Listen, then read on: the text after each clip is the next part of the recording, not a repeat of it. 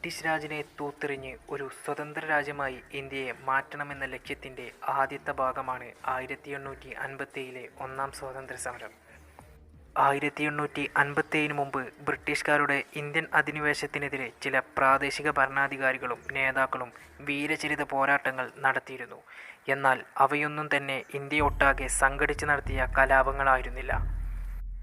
ബ്രിട്ടീഷുകാർക്കെതിരെ ഇന്ത്യയിലെ ജനങ്ങൾ ഒട്ടാകെ നടത്തിയ ആദ്യത്തെ സംഘടിത കലാപമായിരുന്നു ഒന്നാം സ്വാതന്ത്ര്യസമരം.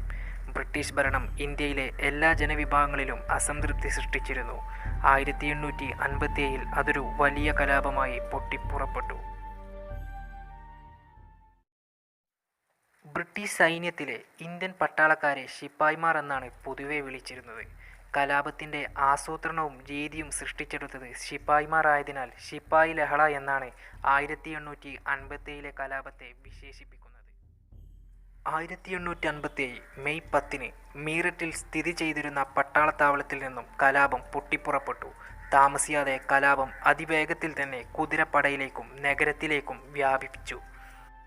കലാപത്തിൻ്റെ വ്യാപ്തി വർദ്ധിച്ചതോടുകൂടി ചുറ്റുപാടുള്ള നഗരത്തിലെയും ഗ്രാമത്തിലെയും കർഷകരും കൈത്തൊഴിലാളികളും ശിപ്പായിമാരോടൊപ്പം അണിചേർന്നു. രാത്രിയായപ്പോൾ ഒരു സംഘം ശിപ്പായിമാർ കുതിരപ്പുറത്ത് ഡൽഹിയിലേക്ക് നീങ്ങി. ചെങ്കോട്ടയുടെ കവാടത്തിന് മുന്നിലെത്തിയ ആ സംഘം ഡൽഹിയിലെത്തിയപ്പോഴേക്കും അവരോടൊപ്പം സാധാരണ ജനങ്ങളും അണിചേർന്നിരുന്നു. അവർ ഡൽഹി ആക്രമിക്കുകയും കൊള്ളയടിക്കുകയും ചെയ്തു. ആക്രമിക്കുകയും കൊള്ളയടിക്കുകയും ചെയ്തതിൽ മുഴുവനും ബ്രിട്ടീഷ് ഗവൺമെൻറ്റിൻ്റെ സ്ഥാപനങ്ങളും റെക്കോർഡ് ഓഫീസുകളുമായിരുന്നു. ഡൽഹി കൈവശപ്പെടുത്തിയതിനു ശേഷം കലാപകാരികൾ മുഗൾ ചക്രവർത്തിയായ ബഹദൂർ ഷയെ കാണുകയും കലാപത്തിൻ്റെ നേതൃത്വം ഏറ്റെടുക്കാൻ ആവശ്യപ്പെടുകയും ചെയ്തു. ചക്രവർത്തി ഒഴിഞ്ഞു മാറാൻ ശ്രമിച്ചെങ്കിലും അവരുടെ സമ്മർദ്ദത്തിന് മുന്നിൽ അദ്ദേഹത്തിന് കീഴടങ്ങുകയല്ലാതെ മറ്റൊരു മാർഗവും ഉണ്ടായിരുന്നില്ല. കലാപകാരികൾ ഹിന്ദുസ്ഥാനിലെ ഷെഹനായിയായി അദ്ദേഹത്തെ പ്രഖ്യാപിച്ചു.